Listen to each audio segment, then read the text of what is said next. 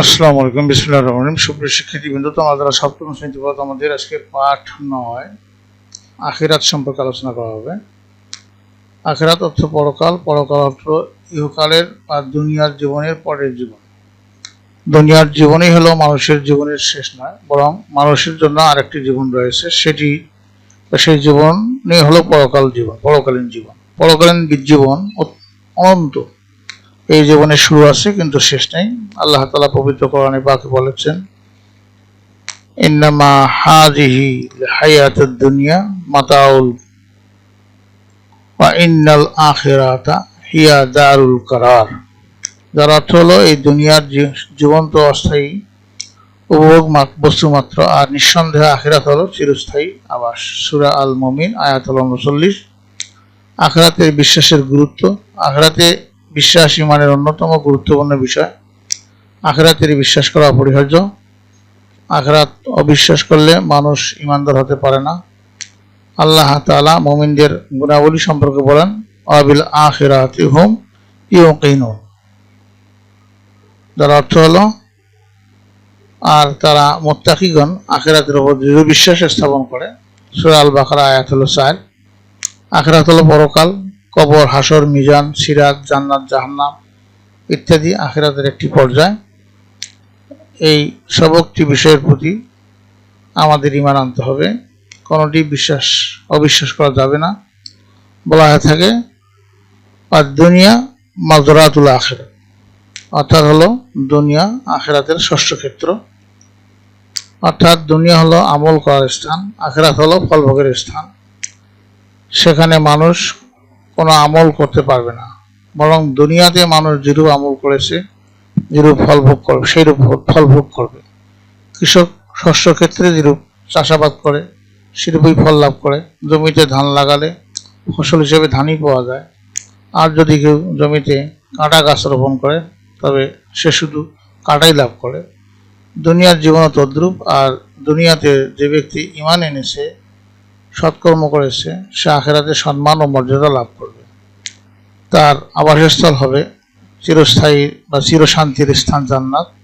অন্যদিকে যে ব্যক্তি ঈমান আনবে না এবং অন্যায় বা খারাপ কাজ করবে, আখিরাতে সে শাস্তি ভোগ করবে। তার ঠিকানা হবে শাস্তি ভোগের স্থান জাহান্নাম। সে জাহান্নামের আগুনে চিরকাল পুড়বে। আখিরাতে কোনো মানুষ মৃত্যুবরণ করবে না, বরং চিরকাল ধরে শান্তি অথবা শাস্তি ভোগ করবে। আখিরাতে বিশ্বাস করলে মানব জীবন সুন্দর হয়, মানুষ উত্তম চরিত্রবান হিসেবে গড়ে ওঠে। আখিরাতে বিশ্বাস মানুষকে সব ধরনের খারাপ কাজ থেকে বিরত রাখে। এই বিশ্বাসের ফলে মানুষ কোনোরূপ অন্যায়, অত্যাচার, দুর্নীতি, মিথ্যাচার, অশ্লীল কাজকর্ম করতে পারে না, বরং সে সর্বদা উত্তম ও নেক কাজে আগ্রহী হয়। আখিরাতে শান্তির আশায় মানুষ দুনিয়াতে ভালো গুণাবলীর অনুসরণ করে, ফলে মানব সমাজে শান্তি প্রতিষ্ঠিত হয়। অতএব আমরা আখিরাতের প্রতি দৃঢ়ভাবে বিশ্বাস স্থাপন করব। আখিরাতের শান্তি সফলতা লাভের জন্য দুনিয়াতে নেক আমল করব। আমাদের দুনিয়ার জীবন শান্তিময় হবে, আর পরকালে আমরা জান্নাত লাভ করব। সিরাত শব্দের অর্থ হলো পথ, রাস্তা, পুল, পদ্ধতি। ইসলামী পরিভাষায় সিরাত হলো জাহান্নামের একটি স্থাপিত একটি পুল। এই পুল পার হয়ে জান্নাতীগণ জান্নাতে প্রবেশ করবে। আখিরাতে সকল মানুষকে এই পুলের উপর আরোহণ করে অতিক্রম করতে হবে। কিয়ামতের দিন আল্লাহ তাআলা সকল মানুষের কৃতকর্মের হিসাব নেবেন। যে ব্যক্তি ঈমানের সাথে নেক আমল করবে, মহান আল্লাহ তাকে জান্নাতে যাওয়ার অনুমতি দিবেন।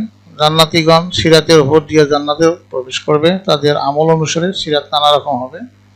কারোর জন্য সিরাত হবে বিশাল ময়দানের মতো, আবার কম নেককারদের জন্য তাদের আমল অনুসারে সিরাতের প্রশস্ততা কম হবে। ঈমানদারগণ নিজ নিজ আমল অনুযায়ী সিরাত অতিক্রম করবেন। কেউ বিদ্যুৎ গতিতে সিরাত পার হবে, কেউ ঝড়ের গতিতে, কেউ ঘোড়ার গতিতে, কেউ দৌড়ের গতিতে, আবার কেউ হেঁটে হেঁটে সিরাত পার হবেন। কম আমলকারী জান্নাতীগণ হামাগুড়ি দিয়ে অতি কষ্টে পার হবে। সিরাত হলো অন্ধকার পুল, সেখানে ঈমান ও নেক আমল ব্যতীত আর কোনো আমল থাকবে না। সুতরাং দুনিয়ায় যে দৃঢ় ঈমান এবং বেশি নেক আমলের অধিকারী হবে, সিরাত হবে তার জন্য সবচেয়ে বেশি আলোকিত। ঈমানের আলোতে সে সহজেই সিরাত অতিক্রম করবে। জান্নাতীগণের মধ্যে সর্বপ্রথম আমাদের প্রিয় নবী হযরত মুহাম্মদ সাল্লাল্লাহু আলাইহি ওয়াসাল্লাম সিরাত অতিক্রম করে জান্নাতে প্রবেশ করবে। তার পূর্বে কেউই এই মর্যাদা লাভ করবে না। অন্যদিকে জাহান্নামীদের জন্য সিরাত অত্যন্ত ভয়াবহ স্থান। তাদের জন্য সিরাত হবে চুলের চাইতে সূক্ষ্ম এবং তরবারি অপেক্ষা ধারালো। সেখানে কোনো আলো থাকবে না, বরং সিরাত হবে ঘুটঘুটে অন্ধকার। এমন অবস্থায় তারা সিরাতে আরোহণ করবে, তারা কিছুতেই সিরাত অতিক্রম করতে পারবে না, বরং তাদের হাত পা কেটে জাহান্নামে পতিত হবে।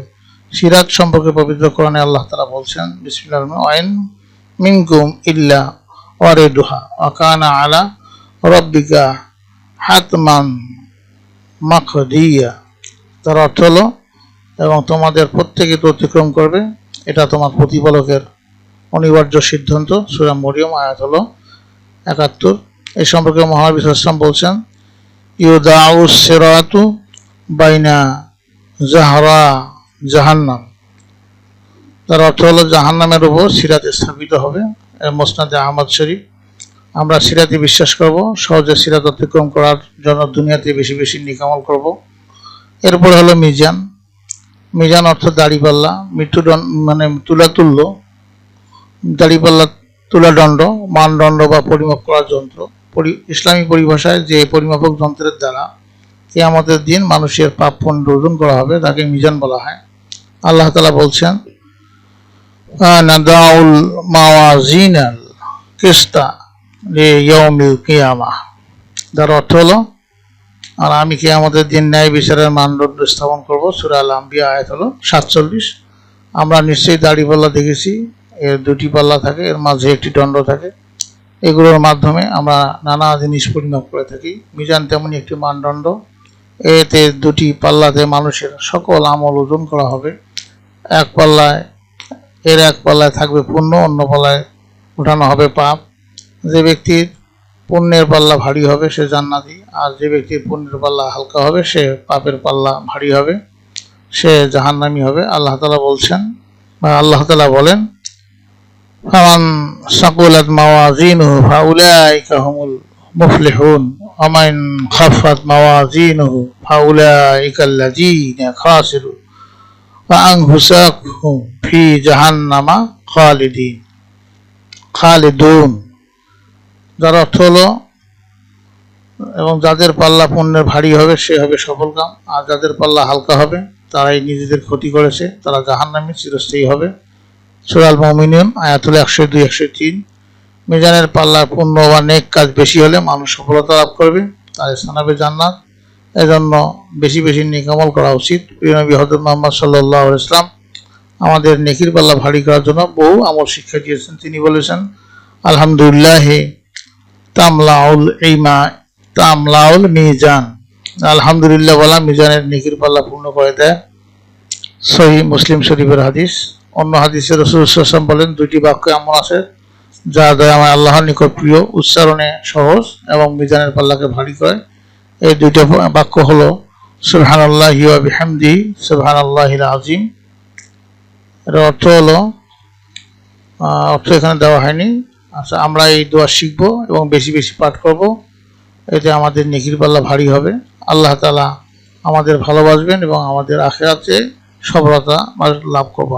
আমরা আখিরাতে সফলতা লাভ করব। প্রিয় শিক্ষার্থীবৃন্দ, তোমাদের দলগত কাজ হলো আখিরাতে বিশ্বাসের গুরুত্ব লিখবে, আর তোমাদের বাড়ির কাজ হলো আখিরাতের পর্যায়গুলোর একটি তালিকা তৈরি করবে। আমরা পরবর্তী ক্লাসে প্রশ্ন উত্তর নিয়ে আলোচনা করব। তোমাদের সার্বিক মঙ্গল কামনা করে এখানে বিদায় নিচ্ছি। খোদা হাফেজ।